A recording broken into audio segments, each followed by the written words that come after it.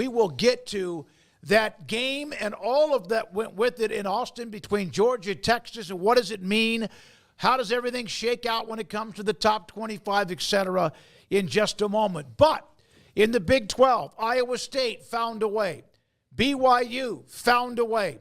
Kansas State took care of their business. Those three schools, and yes, there are others, but those three schools, Paul, continue right now after the separation of the weekend to be the three that you feel like those are the ones in the end that will be playing in Arlington, two of those three in Arlington in December. I think they are separating themselves because of the consistency and the way that it comes down to winning close games, right? Well, BYU and Oklahoma State and UCF are not teams that things have gone well for them in the last month, and then they finally are in both those games, and what happens at the end? BYU, Iowa State find a way to win. A very similar situation for West Virginia, things not going well, but Kansas State came in there on a day where Neil Brown did not need them to give up 45 points, and they scored 45 points. It was bad. So there is some, I don't think it's, monumentous distance. Like this isn't, some of those years where it's like Oklahoma and then who's gonna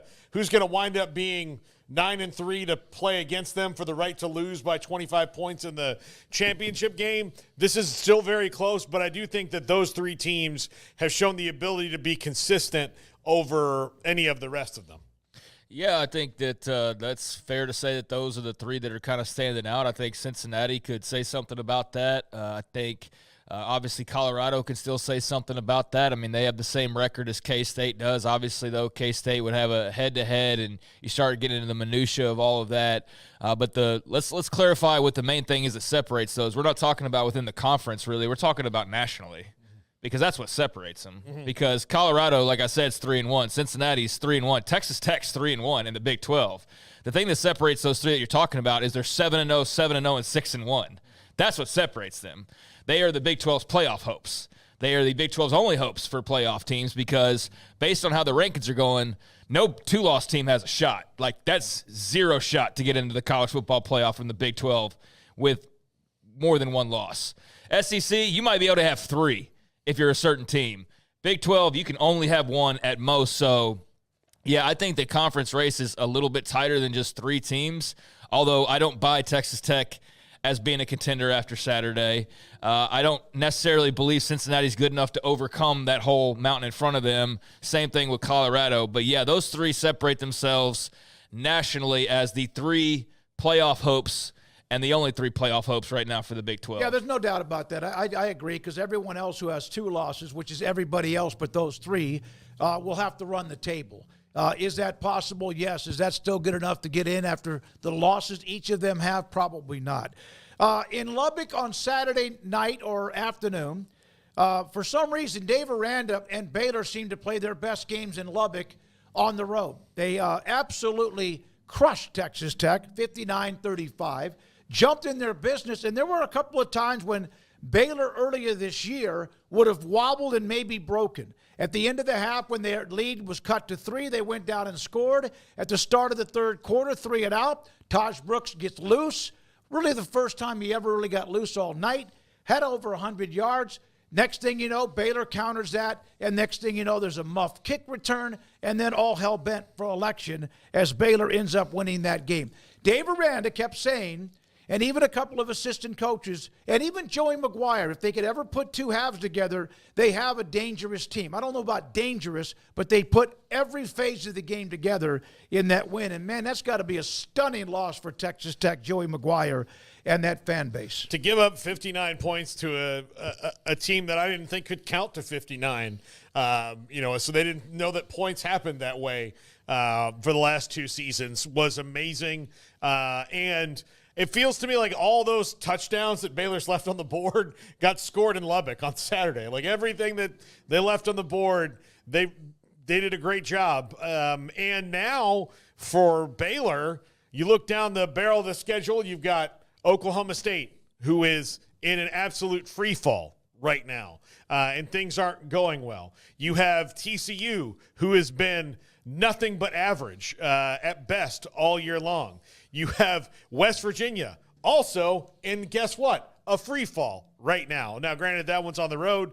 You've got Houston, who is in year one of Willie Fritz and is very rocky, and Kansas, who's probably the first or second most disappointing team in the Big 12. Yeah, they got a nice win. They needed it, and they got it over the weekend by hammering Houston.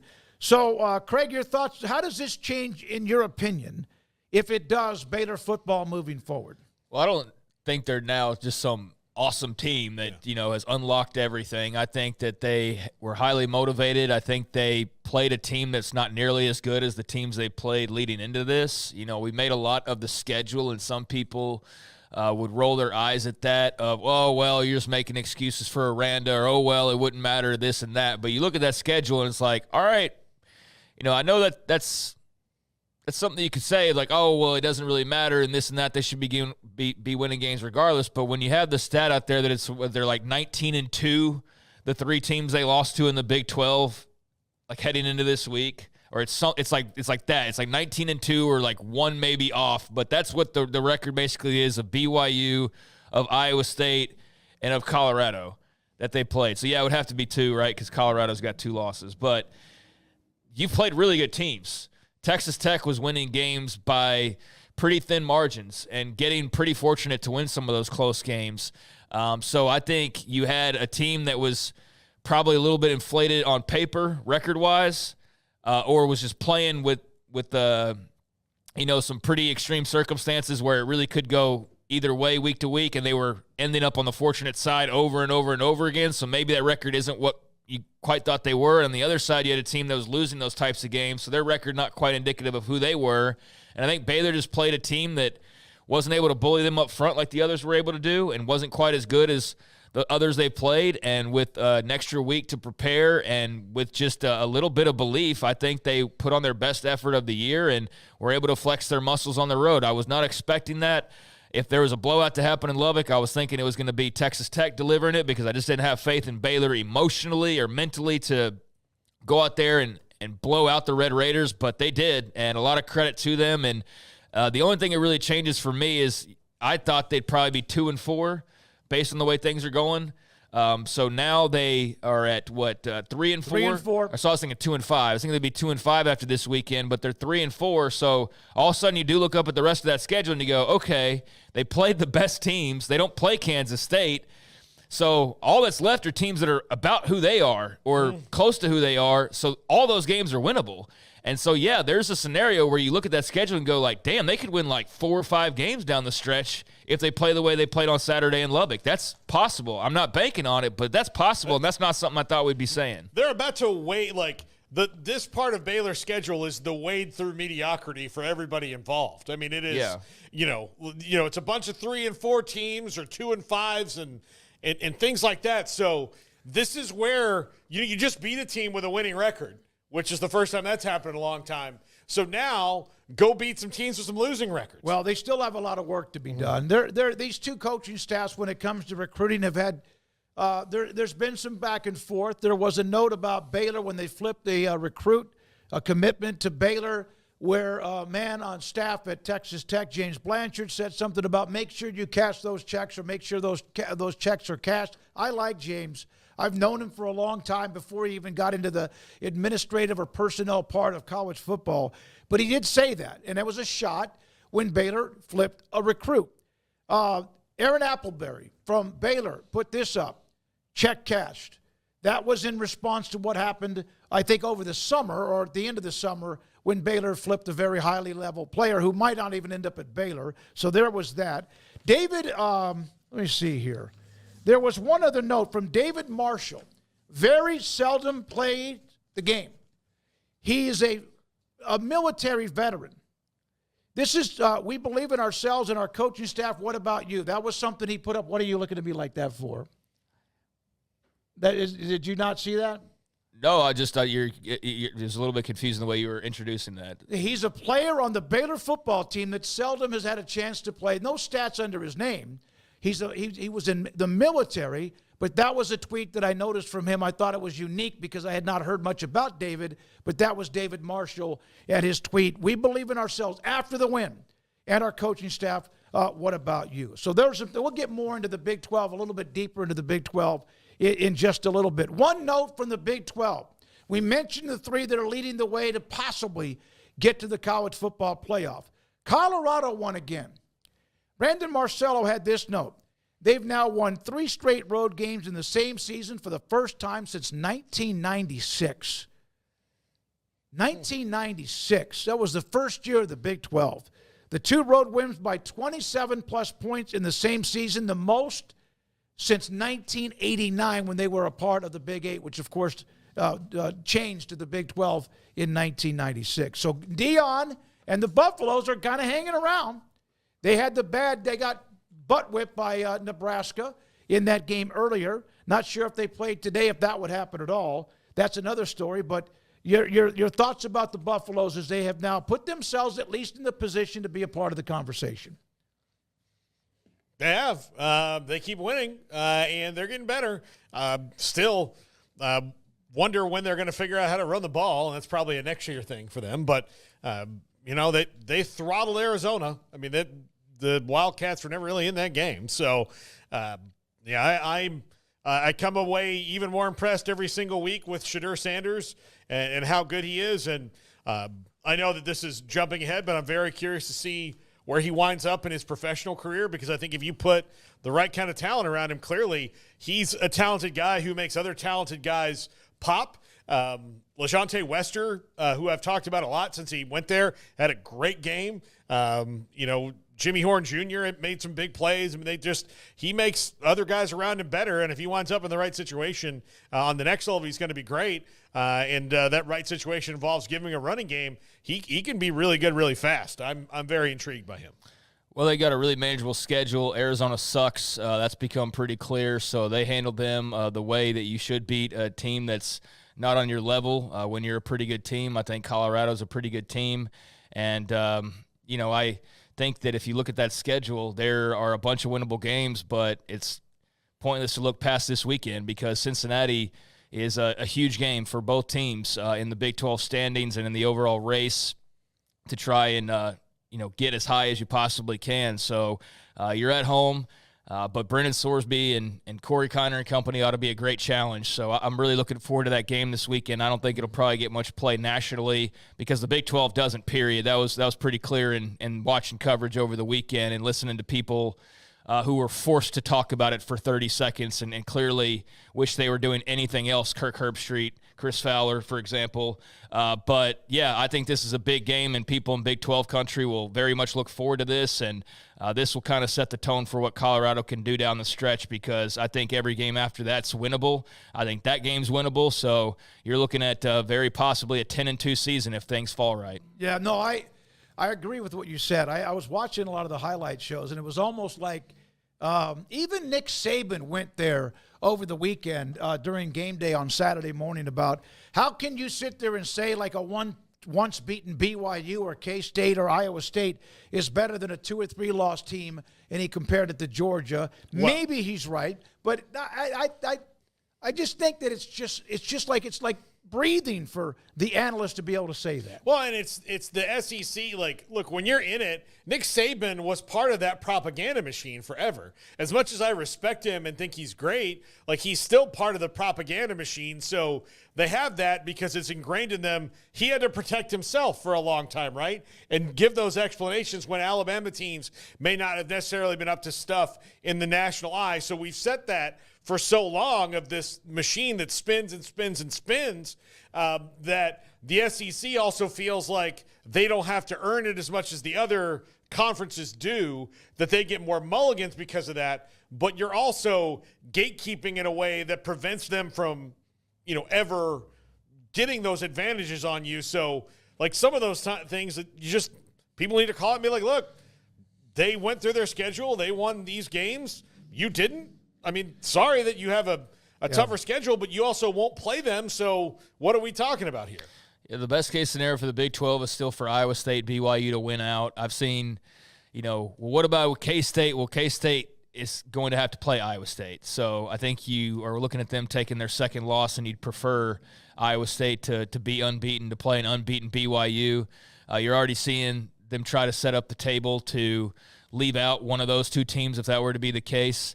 Although they're not getting into specifics, just the way the table's being set, seeing the rankings the way that they're being shuffled week to week, and seeing how some losses are treated compared to others, and just seeing the obvious just not caring about the Big 12 and the voices of some of these broadcasts. It's pretty clear how ESPN feels. And so, again, I'll say what I've said throughout all this realignment junk and everything else that's been some, crisis of identity for Big 12 schools, that the only thing you can do is keep winning. And make it to where it's two undefeated teams in Arlington playing each other, rather than one takes a loss before you get there, and then you have a reason. Oh well, they've got one loss, like they're definitely out because they're not as good as this one loss team from the SEC or from the Big Ten. So you need to be as good as you possibly can be, and again, it's all about winning games, because definitely you're not going to get the benefit of the doubt nationally. I don't even know how many of those guys are watching your product, to be perfectly honest, based on some of the commentary that I heard over the weekend. So that's a problem, and it's a problem that's only solved by winning. And so that's what Iowa State, BYU, and Kansas State have to keep doing. Beyond that, they're not looking at having any opportunities. So we'll see how that goes these next few weeks. And then there was the game in Austin, speaking of the SEC. Here is a note from Max Olson. Georgia's defense in that game against Texas, despite that it got hairy for Georgia in the second half, at 23-15, had 12 stops on third downs. They had 4 stops on fourth downs against an offense that is very prolific. Here's another note. This is not on a graphic or anything. Georgia sacked Texas quarterback 7 times, had 10 tackles behind the line of scrimmage. Texas defense played well enough for UT to win the game, but UT had 259 yards of offense, 29 yards rushing. Now, some of that, of course, is also the sacks of Ewers and getting to the quarterback, but they were 2 of 14 on third down and 1 of 5 on fourth down in that game.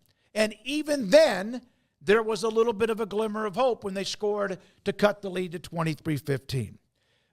Kirby Smart. He is the master of this now. We said this last week. Nobody believes in us. In the post-game interview, he said that. Nobody gave us a chance. Your whole network doubted us. Nobody believed us. And then they tried to rob us with the calls in this place. And that's another story, is all of that and the craziness of the bottles. Craig, your thoughts is, we said last week that Kirby Smart would probably get his team so frothed up to the mouth that they would just play with like crazy fire coming out of their ears. I think that they played a really good game, and was really impressed with the way Georgia showed up. Was really impressed with how their edge guys really impacted that game. Was not impressed by their quarterback play. Like, talk about one of the most overrated players in America, I feel like, every time I watch him. But nevertheless, fortunately, the quarterback play on the other side wasn't that great, in large part due to your defense, and you got that early lead, and despite a call going against you ultimately, which I have mixed feelings on, as we'll get to. I think that it was an amazing win. It was a banner signature win. It was a welcome to the SEC for, the Texas, as far as the pageantry and the big game, and, also taking your loss when everybody's been, putting you on the throne here these last few weeks. So it was a little bit of a reality check for them. Doesn't really hurt either one in the long run, because they're still both top 5. They're still both playoff teams. And I think even Texas losing a second game, unless it was a blowout, they're still in the playoff. And it's hard to see them losing more than one more game, if even one more game. For Georgia, you're obviously sitting pretty, and there's very much a possibility we see these two play again, either in the SEC championship game or in the playoff, or both. And that's when we'll have the conversation about whether the expanded playoff sucks because some team meets for like a third time. But I don't know. Based on the first one, those games will probably be pretty electric as well, no matter where they are. But, yeah, Georgia was clearly the better team on Saturday. I don't think Texas played their best, but Georgia had something to do with that. We don't mind it when teams play a third time in the NFL, do we? I mean, we'll get used to it. I mean, I know, for college it sucks because there's more teams than the NFL. I think it depends on how you get there. Yeah, it depends how you get there. But, if you play in a regular season like Georgia, Texas, or whoever, and then you play in the conference championship, and you're both good enough to then play in the quarter, semis, or championship game, is going to happen. Yeah, I mean, it's going to happen. So, and look, the SEC wants it that way. But, yeah, and the TV networks. And TV networks. Look, that's they'd rather have Georgia, Texas 3 than Boise or anybody from the Big 12 or anybody not named Florida State or Clemson from the ACC. Well, I think they'll get excited about Miami. When they get asterisk one more team added in there. Yeah. If we ever get Mac again at the rest of the year, once they get through the college football playoffs, and I know they have a spokesman, so probably not. There's no one that will convince me otherwise, either prior to now or in the future, that they don't look at the bracket, even though one team should be ranked 5th and another one should be 8th, that they won't get people on opposite sides to play each other 2 or 3 games down the road rather than right off the top. They're going to do that, and that's fine. That's why the NFL is perfect. You play, you have a division, that's who you play. The schedules have the parity. The good teams have to play a tougher schedule, the bad teams don't. And eventually you get to the playoffs no matter what because of division champions or a wild card, and you let it rip. It's a bracket. You let it rip. And by the way, I'm not necessarily complaining, even though I can see where it, they do this and the networks do this, and I'm just like addressing reality. Like that's just the way it is. Like, so I'm not even complaining like they're screwing the Big 12. Like, yeah, they kind of are, and possibly others as well, but I'm just saying that matter-of-factly because that's just the facts. That's the perception. It's clear by the polls. It's clear by the way guys talk during broadcasts and how differently they talk about certain teams over on this side versus they talk about teams over there that you feel like they're obligated to have to talk about for 30 seconds, and even then that's too much. Like, I definitely walked away with those vibes this weekend. So it is what it is. But, yeah, I'm just going to call it what it is, and you're definitely fighting a perception battle right now. All right, the 15-point loss by Texas at home was the largest loss by a number 1 team at home since 1982's Dan Marino. I couldn't believe this stat. Now, number 1 teams have been knocked out before when they're on the road, but it was a home game. And this is even hard to imagine that somebody didn't go into somewhere and, like, beat them 30-10 or 30-15. But it's the largest home loss by a number 1 team since Dan Marino in Pittsburgh lost in a game at home. And then, of course, the next year went on to be everything in the NFL in 1983. And then there was all of the interruption of the game, the pass interference call, which was the wrong call, the delay because of water bottles when they started to show the replays. And it just seemed like it was never going to end. Sark has to go on the field. He has to calm everybody down. Even though it was a bad call, and in the end they got the call right, it was very squirrely how that changed. That's another part of the story. But UT penalized $250,000. But here's the part that I just don't know how they're going to do this. That they will use surveillance cameras, TV cameras, the network cameras, everything cameras, security cameras, and try to get some sort of facial recognition with anybody that threw anything on the field. And if that happens and they can prove it, then you will be banned from anything the rest of this particular school year, this calendar year. What if there were 300 or 400 people that did that?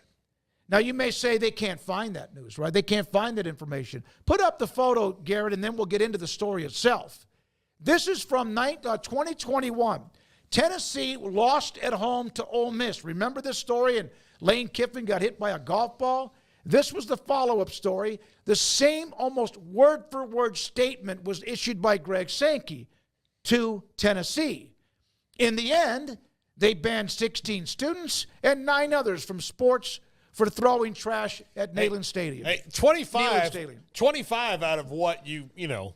Tennessee was really bad too. Yeah. 25. That's a pretty good roundup there. But okay, wait a minute. Go back to the picture. Hold on, Garrett. Go up to that picture. We had the photo. Look at how many water bottles are on the field right there. That's 50 right there alone. Well, that was a good 15, 20-minute delay, if I remember correctly. Yeah, it was a long time. It was like a stretcher delay, like that kind of a thing. It took that long. Now, to the actual functionality of what happened in that call, I found it distressing in 2 ways. One, look, the call was wrong, and that's bad enough, but there's bad calls in games. 2, the optics of it you cannot get out of because they didn't change the call before the trash got thrown on the field. They changed it after. So there's going to be a large section of the viewing populace that believes that the refs changed it because of the reaction from the crowd, and whether they did or not, that's not a good look.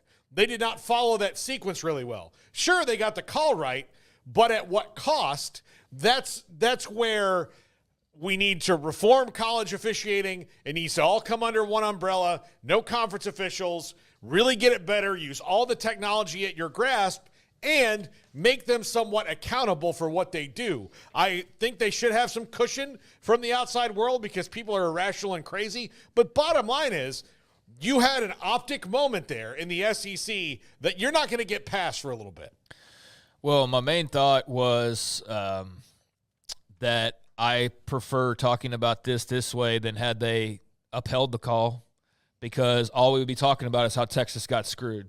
That's all anybody would be talking about. Yeah, that would be part of it. Yeah, no question. No matter if Georgia won by 4, he'd be like, yep, but just because Texas got screwed on that call, they had a chance to grab momentum, and then the refs screwed them over, and Georgia went down and scored and blew it open, and there would have been a big old asterisk next to that game if they wouldn't have reversed that call.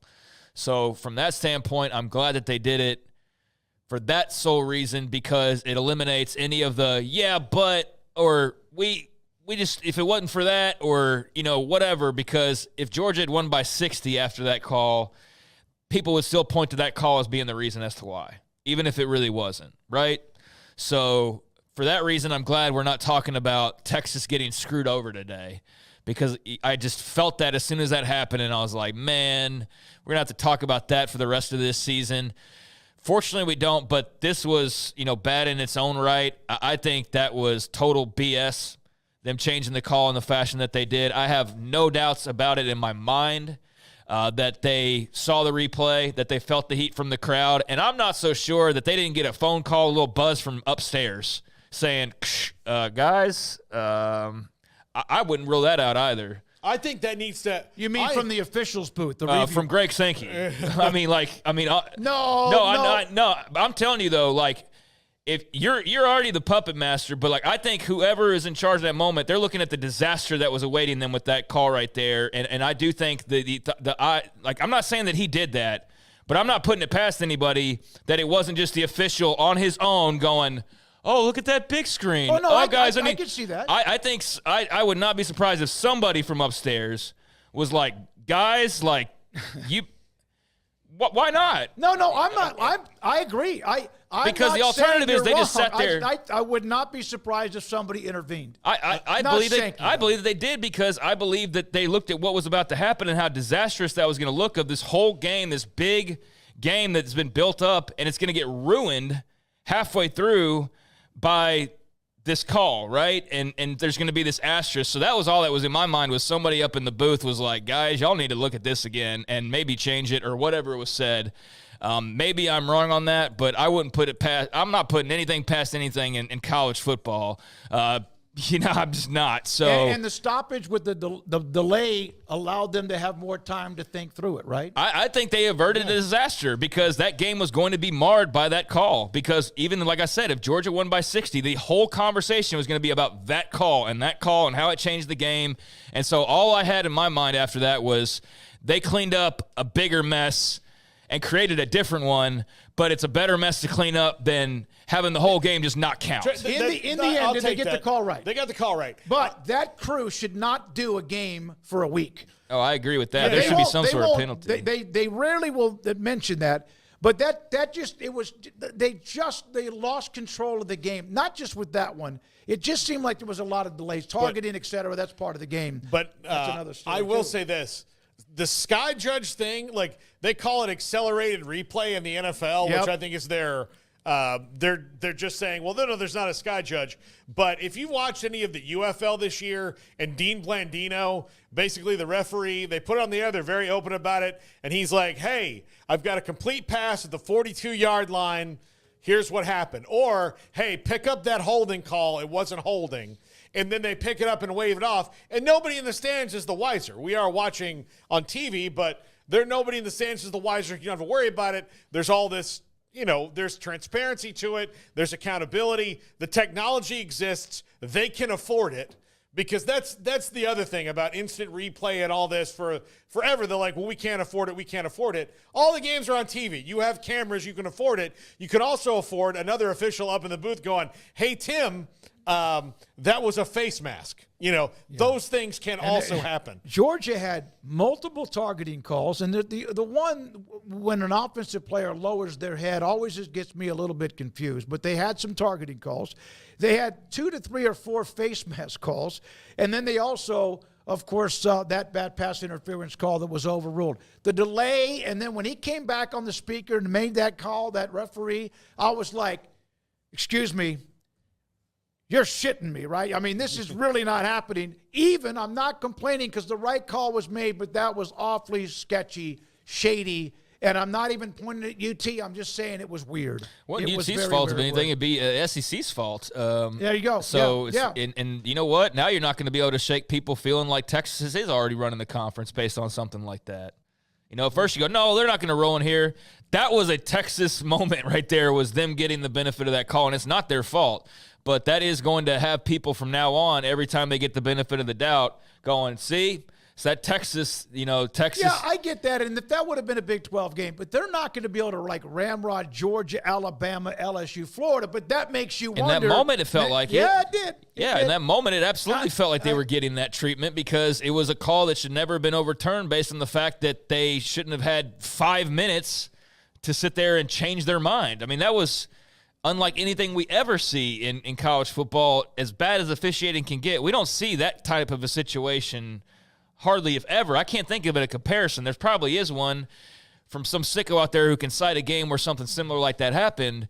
But for me, like that, I was gobsmacked by that. And it felt like, man, if you're a conspiracy theorist, you could definitely have your field day with this one, because that's unbelievable that they just reversed that call, even if it was the right call. So, yeah, there's going to be that sentiment that lasts around that decision. But I do think they much rather would clean up this mess than the one that they were setting themselves up for if they had not overturned that call. Paul is saying that what you're saying is they made the better bad choice. We would have never heard the end of it.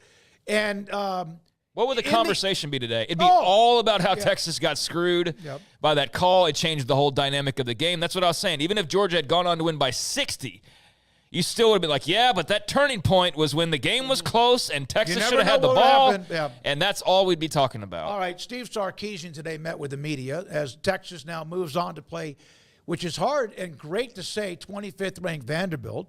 Sarkisian, here's a quote from today's press conference. From here on out, we're in an SEC championship game. Remember, there are no divisions. It's everybody plays to get to be whoever's number 1 and 2 based on possible tiebreakers too. And last year, they lost a game in October to Oklahoma, then ran the table, had a couple of near bumps in the road, but they won, and they survived. And so using that as an example for what the Horns need to do if they want to get another chance at Georgia, maybe in what would be the SEC championship game. Yeah, and I know we want to move on, but one other thing that was mentioned today was, I guess the SEC has threatened to cut off alcohol sales. I don't know how exactly that works, but they said they said they would not, but they want to get the report back from Texas. Yeah, they're threatening that they will if they have to at some point in time. If that behavior were to continue, and just in the last half hour, the Minister of Culture, Matthew McConaughey, has put out a statement on Twitter basically telling UT fans, like, hey, great home field advantage, but let's cut out the bottle throwing, and next time, like when Florida comes to town, let's be better about that. So they're doing damage control, and they need to, because that was an ugly look.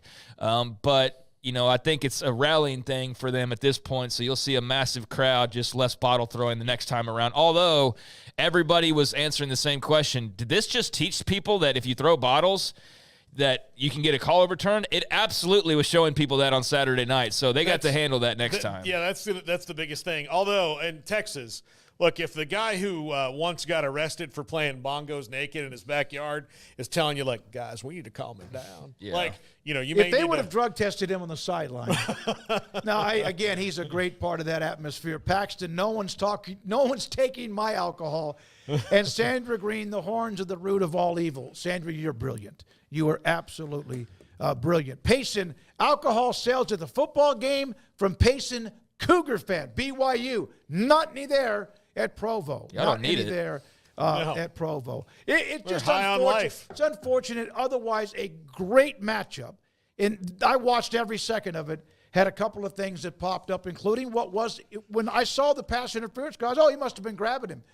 No, it was a bad call. It was a bad call. In the end, they got it right. The delay and all the disruption was crazy, but it was interesting how all that went down. Texas scored, got it to within 8, and then all of a sudden, of course, we know what happened in the end. When Georgia had to go, 90 yards? A 3rd and 10 or 12 and converted, and then went 90 yards when the game was really on the line. They took care of their business.